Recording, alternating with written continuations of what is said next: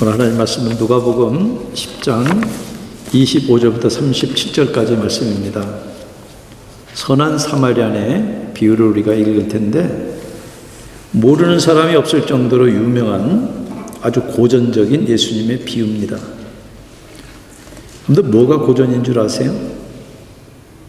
고전은 읽어도 잘 모르겠고 안 읽어도 읽은 것 같은 게 고전입니다. 그래서 오해가 많은 게 고전입니다. 사람마다 버전이 달라요. 여러분들, 이 비유의 의도하고는 다르게 오해하는 대표적인 고전적인 비유가 선한 사마리안의 비유입니다. 근데 신앙은 사람을 너그럽고 반듯한 사람도 만들지만요, 더 옹졸하고 편파적이고, 그래서 그 사람에게 곁을 내주기 싫은 사람도 만듭니다.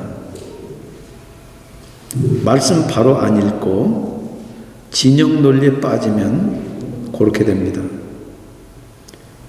오늘 우리가 아는 줄 아는 선입견들 다 내려놓으시고, 우리가 주님의 신발을 신고, 특별히 비유는 이렇게 얘기를 합니다. 애들한테 레고를 설명하는 게 아니라 레고로 집을 지어놓고 레고에 들어가. 그래서 그 레고에 창문 있지? 고리 한번 내다봐. 그렇게 해서 그 레고에 들어가서 그 창문으로 바깥 풍경을 내다보게 하는 게 비유입니다. 예수님이 만든 이 비유에 여러분들 한번 들어가 보세요. 그리고 그 비유에서 창문을 통해서 바깥이 어떤 모양으로 보이는지 한번 보시기 바랍니다. 누가복음 10장 25절부터 37절까지 한 절씩 교독하고 마지막 절은 같이 읽겠습니다. 어떤 율법 교사가 일어나 예수를 시험하여 이르되, 선생님, 내가 무엇을 하여 영생을 얻으리이까?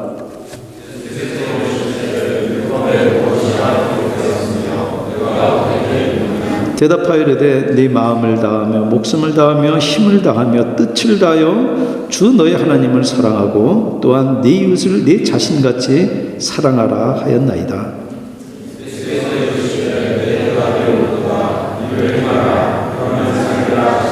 그 사람이 자기를 옳게 보이려고 예수께 여짜오되, 그러면 내 이웃이 누구이니까?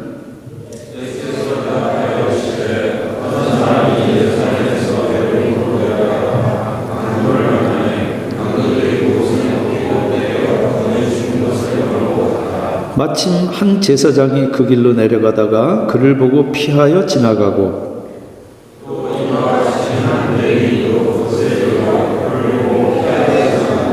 어떤 사마리아 사람은 여행하는 중 거기 이르러 그를 보고 불쌍히 여겨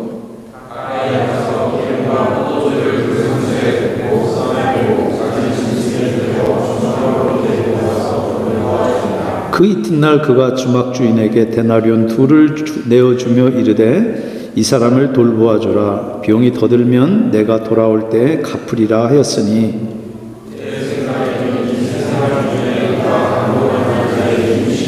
30절 갖겠습니다. 이르되 자유를 베푼 자니이다. 예수께서 이르시되, 가서 너도 이와 같이 하라 하시니라. 아멘. 잠깐 기도하시겠습니다. 성령 하나님, 우리들이 읽고 우리들이 받아들이고 싶은 대로가 아니라 주님이 우리들에게 읽히고 보여주시기 원하는 대로 이 비유를 있는 그대로 보기를 원합니다. 주님, 우리 영혼의 때를 벗겨주시고 우리 눈의 비늘을 벗겨주시옵소서. 우리들이 밝히 보고 주님의 그 은혜에 젖어드는 그런 시간 되게 우리를 도와주시옵소서. 예수님 이름으로 기도합니다. 아멘. 모든 성경이 그렇지만 성경을 해석하는데 그 헐모니틱스라고 이야기합니다. 해석학의 가장 기본은 컨텍스트입니다. 그래서 out of context is pretext. 맥락을 벗어나면은 그것은 글이 아니다. 그래서 비유도 맥락을 벗어나면은 오해할 수밖에 없습니다. 그래서 누가 선한 사마리아인의 비유라고 이야기하는데 들어보면은 전혀 딴 의미로 그 이야기를 어떤 프레임을 만드는데 쓰고 있습니다. 윤리적으로 쓰고 있습니다. 오늘 이 비유는 율법사와 예수님 사이에 오고 간 두 차례 대화 속에 나오는 비유입니다. 맥락이 그거예요. 컨텍스트가. 먼저 율법사가 묻습니다. 그러니까 주님이 즉답 대신에 율법사 스스로 답을 찾도록 만들어요. 내가 무엇을 하여 영생을 얻겠습니까? 율법에 뭐라고 쓰였고 넌 어떻게 읽느냐? 하나님을 사랑하고 네 이웃을 사랑하라. 그렇게 대답을 하니까 주님이 네가 이를 행하라. 그러면 살리라. 여기 첫 번째 대화는요, 행하다고 하는 동사와 살리라고 하는 동사로 시작해서 행하다와 살리다라고 하는 동사로 끝납니다. 이어서 두 번째 대화도 율법사가 첫 번째 질문을 돌려막기로 참 끈질기게 질문을 해요. 그때 주님은 선한 사마리아인의 비유를 주시면서 역시 율법사가 던진 그 질문에 스스로 답을 하도록 그렇게 만드세요. 이 율법사는 지금 뭔가 꿍꿍이가 있는데 25절 보시면 예수를 시험하려고 배우러 온 게 아니라 예수님에게 트집 잡을 게 뭐가 있는가 찾기 위해서 온 겁니다. 그런데 그 첫 번째 질문에 첫 번째 단추부터가 잘못 꿰인 거예요. 예수님은 기회가 있을 때마다 만나는 사람마다 영원한 생명에 대해서 가르쳤어요. 그런데 그 가르침을 파고들어서 뭔가 함정에 빠뜨릴 만한 꼬투리를 찾기 위해서 지금 이 질문을 던지는 겁니다. 근데 그 질문이 뭡니까? 사람이 뭔가를 하면은 그 자격으로 영원한 생명을 얻는다 라고 하는 그 질문부터가 지금 잘못된 거예요. 여러분들이 얻다라고 하는 동사는 헬라어로 inherit이라고 하는 영어로 번역하면 그런 뜻입니다. 유산을 받다라는 얘기예요. 여러분들 유산은요, 상속받은 사람이 관계를 토대로 해서 그냥 받는 선물이지 무슨 서비스 제공하고 자격을 갖춰가지고 받는 대가가 결코 아니에요. 율법사도 당연히 아는 사실이에요. 그러니까 예수님이 그 직답 대신에 그러면 네 견해는 어떠냐? 율법이 어떻게 돼 있디? 그렇게 되물은 겁니다. 그러니까 율법사는 예수님이 율법을 요약한 것을 이전에 들은 것 같아요. 그래서 그것을 들은 대로 대답을 합니다. 다 율법에 나오는 내용이에요. 하나님을 사랑하라. 신명기 6장 5절에 나와요. 네 이웃을 사랑하라. 레위기 19장 18절에 나오는 말씀이에요. 그런데 이 둘을 조합한 것은 지금 예수님이에요. 그런데 사실 그 조합과 순서가 아주 중요합니다. 여러분들 하나님은 눈에 보이지 않으니까 사랑하는지 안 하는지 우리가 잘 확인하기 어려워요. 그런데 이웃사랑은요, 하나님 사랑 없이는 불가능합니다. 내가 선한 동기를 가지고 도왔는데 그걸 곡해하기도 하고 내가 사랑으로 대하는데 감사가 아니라 적대적으로 반응할 때 어떻게 내가 하나님 사랑 없이 계속 그런 사람을 품을 수 있어요? 안 돼요.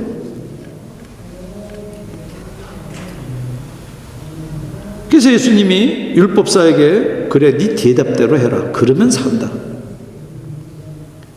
영생을 유업으로 얻으려면은 딱 한 가지 있는데 그거는 아무 조건 없이 하나님과 네 이웃을 사랑하라. 그러면 산다.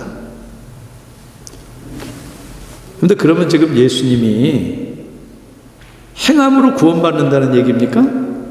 네가 그렇게 행하면 구원받는다 그런 얘기일까요? 여러분들 이 기준을 만족시킬 사람이면 은혜가 필요 없습니다. 예수님 십자가 다 필요 없어요. 근데 문제는 율법이 아니라 율법대로 지킬 수 있는 사람이 이 세상에는 아무도 없다는 사실이에요. 오죽하면 로마서 7장 13절 이하에 세인트 폴이, 우리가 성전하고 숭앙에 맞지 않는 그 사도 바울이 오라 나는 공고한 사람이라, 이 사망의 몸에서 누가 나를 건져내랴.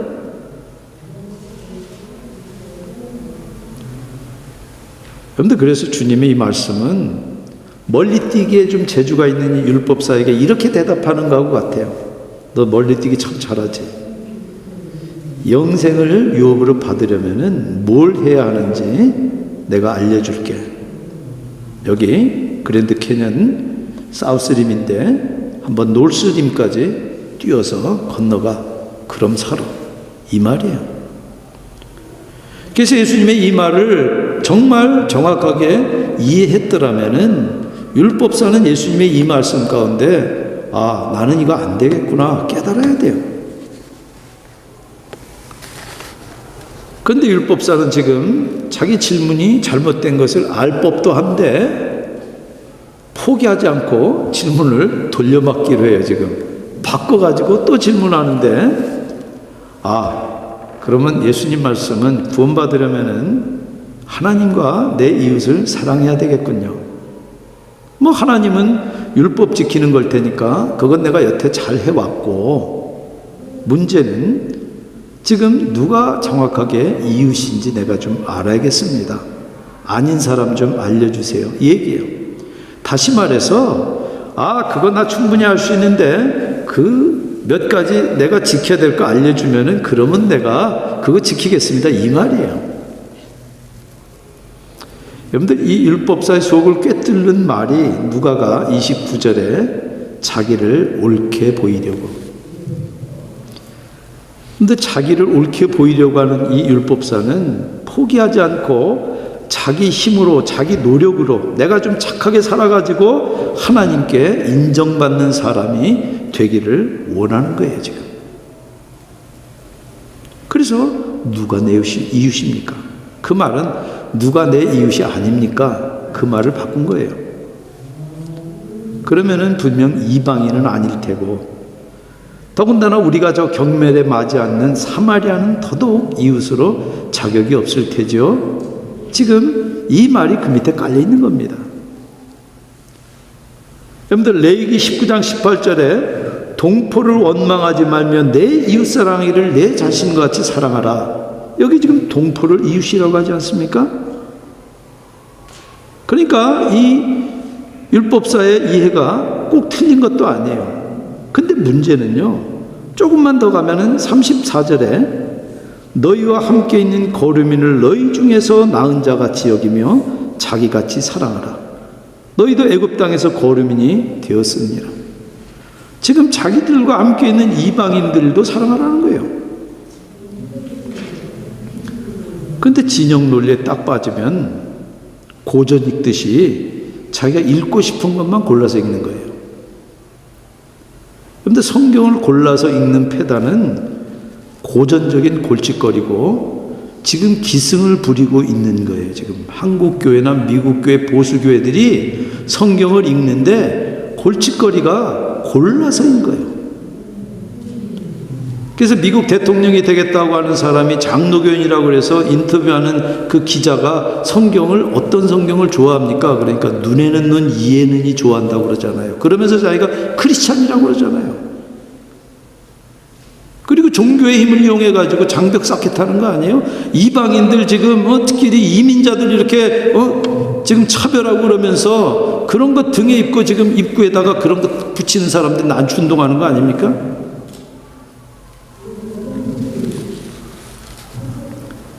여기 지금 예수님이 답변을 주신 이 비유는요, 패러독스입니다. 이 율법사가 유대인이면은 여기 비유의 주인공은 누가 돼야 될까요? 당연히 유대인이 돼야 될 텐데, 유대인들이 이방인보다도 멸시하는 사마리아 사람이 주인공이에요. 여러분들, 이 사진이 예루살렘에서 여리고로 내려오는 길입니다. 지금 최근에 성지순례하면서 어떤 사람이 찍어 올린 사진이에요. 저 산꼭대기에서부터 산꼭대기에 예루살렘이 있습니다. 여기서 내려오는 그런 길입니다. 그리고 그 다음 이 파워포인트 보시면은 예수님의 이 사마리아인의 비유는 이사야서가 전형적으로 보여주는 것처럼 키에즘이에요. 대칭 구조로 되어 있습니다. 여기 표에 한눈에 들어오도록 표가 지금 보여줍니다. A는 어떤 사람이 예루살렘으로 여리고로 내려가다가 강도를 당해요. 떼강도가 그 사람을 두들겨 패고 벗기고 거의 죽게 된 상태에서 버리고 달아납니다. 여러분들 지금 예루살렘에서 여리고 가는 길이니까 유대 지역이에요. 그러면 거기 다니는 패신저면은 누구겠습니까? 우리가 어슴할 수 있는 게 유대인이라고 우리가 짐작할 수 있습니다. B, 제사장이 우연히 그 길을 내려가다가 그를 보고 다른 쪽으로 피해서 지나갑니다. 여러분들 예루살렘 성전에는 제사장과 레위인 그리고 제사장과 레위인을 서포트하는 일반인 세 계층이 있었어요. 지금 제사장은 산을 따라서 여리고로 가는 중입니다. 예수님 당시에 여리고에는 제사장들이 많이 살았어요. 제사장들은 약 2주간씩 제사장 당직을 쓰는데 당직을 쓰고 귀가하는 길일 거예요. 그리고 당시 제사장은 전문직이고 특권층에 속해요. 그리고 예루살렘에서부터 여리고까지는 약 26.5km예요.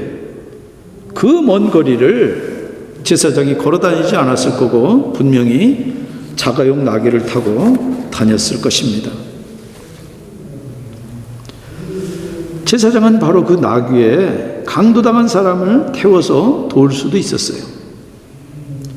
그런데 강도당해서 옷도 다 뺏겨버리고 벌거벗은 상태로는 이 사람이 유대인인지 페니키아인지 베두인인지 알 길이 없어요. 더군다나 지금 거의 죽게 됐으니까 말도 못할 거 아니겠어요. 그러니까 이 사람이 어떤 민족인지 확인할 길이 없어요. 만약 이 사람이 율법을 지키는 유대인이면은 제사장은 도와야 될 책무가 있지만 이 사람이 아닌 경우는 책무가 없어요. 더군다나 제사장은 직업상 조심스러운 부분이 있어요.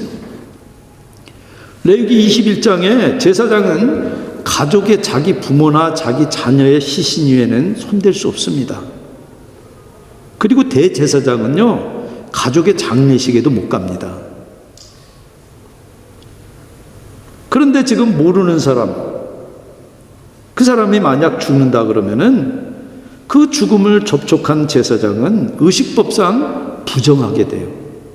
그러면 일주일 동안 격리돼서 정결을 회복시키는 그런 과정을 거쳐야 되고 당연히 그 기간 동안에 성전에 갈 수도 없어요. 직업상의 현실적인 여러 가지 불편과 복잡한 일들이 생깁니다. 그러니까 어느 민족인지 확인할 수도 없고, 그러니까 물을 이유도 없고, 자칫 의식법상 부정탈 그런 위험 때문에 제사장은 외면하고 지나간 겁니다. C, 레위인도 제사장처럼 거기 왔다가 그를 보고 다른 쪽으로 피해서 지나갑니다. 레위인은 성전에서 제사장 보조 역할을 합니다. 그래서 이 레위인은 어쩌면은 이야기 구성상 앞서간 제사장을 아는 사람일 수도 있어요. 제사장이 먼저 임무를 마치고 가버리면은 그 일 뒤치다거리하고 따라오는 레위인일 가능성이 있습니다. 그런데 앞서간 이 제사장이 보여준 이 태도는 레위인으로 하여금 전혀 양심에 꺼리낌 없이 지나갈 수 있는 당위성을 부여해줘요. 어쩌면 그날 밤 여리고에서 그 제사장을 만날 수도 있는데 제사장보다 더 율법 지키겠다고 그 제사장도 지나쳐버린 피해자를 등에다 들쳐업고 여리고에 나타날 수 있을 것 같으세요? 그렇게 한다면 분명히 제사장에게 대한 모욕적인 행위가 될 거예요. 더 이상 같이 그 제사장하고 일 못해요. X, 어떤 사마리아인이 여행하다가 그에게 이르러 그를 보고 긍휼히 여깁니다. 그런데 폭탄 같은 얘기예요. 한국식으로 각색하면은 목사가 지나가고 집사가 지나갔어요. 그 다음에는 논리적으로 누가 지나가야 맞습니까? 교인이 지나가야만 하는데 느닷없이 북한군이 등장했어요. 그리고 목사도 집사도 지나쳐버리고 외면한 그 피해자를 돕는데 피해자가 교인이에요. 되게 불쾌하죠, 여러분들?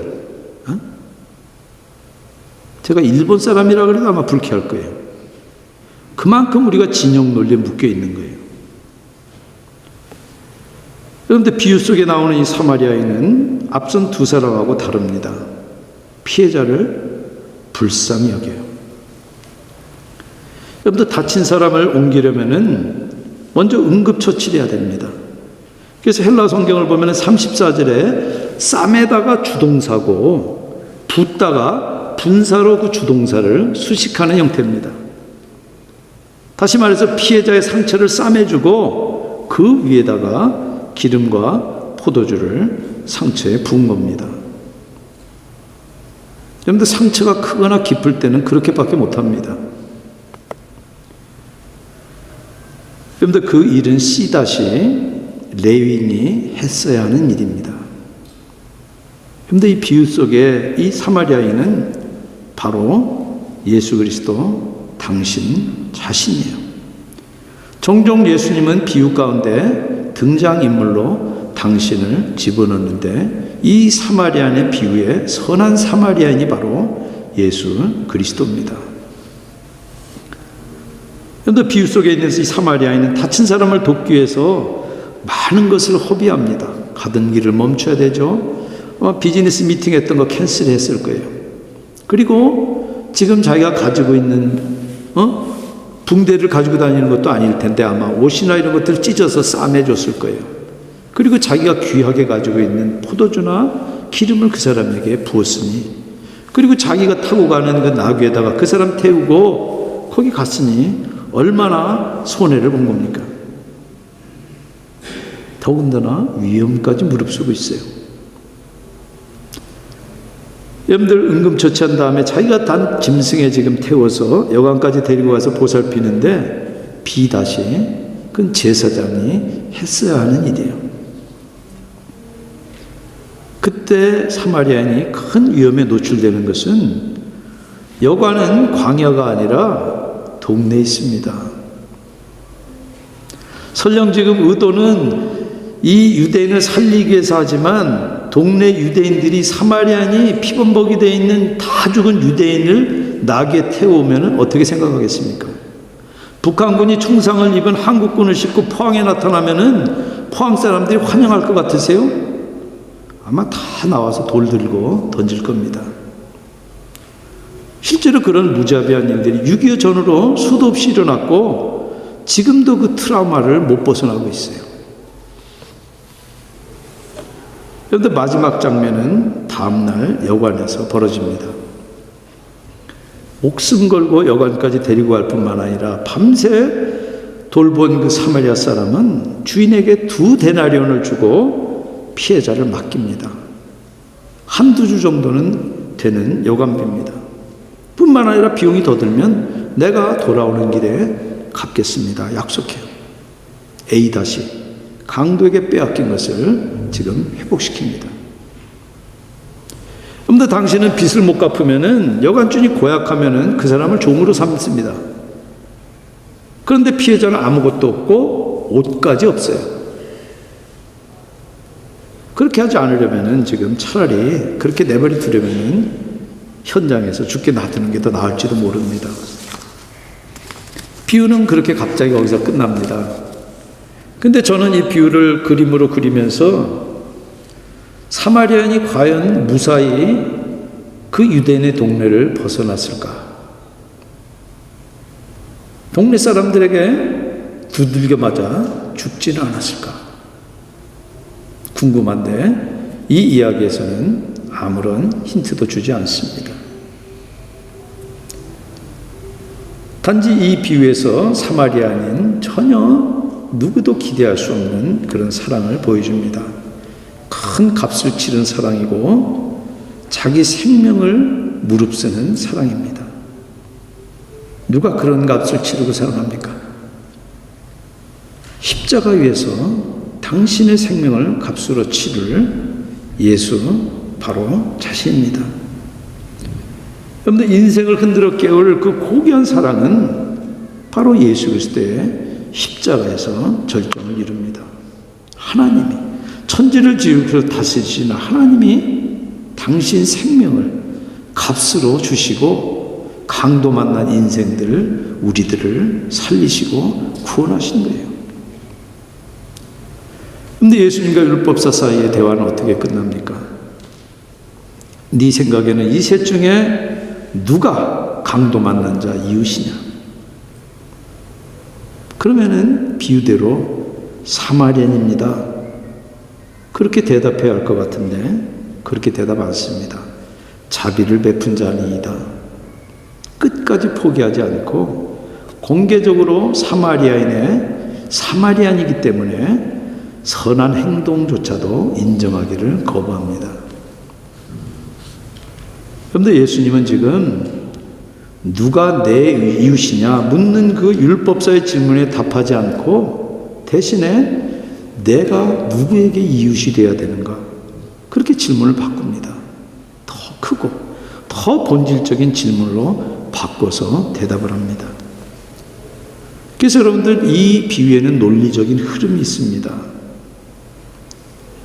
그 주님의 질문에 우리도 함께 대답해야 되는 질문입니다. 그 대답은 절박한 처지에 있는 사람. 사마리아는 너무나 큰 대가를 치르고 위험을 무릅쓰고 강도당한 절박한 사람 이웃이 됩니다. 여러분들 이 대화를 통해서 율법사는 스스로 의롭게 될 수 없고 자기 힘으로는 구원받을 길이 없다는 진리를 깨달을 수도 있는 절호의 기회가 왔어요. 정말 안타까워요. 예수가 요구한 일은 자기 능력과 바깥의 일이잖아요. 그러면 알아차려야 될 텐데 포기하지 않아요.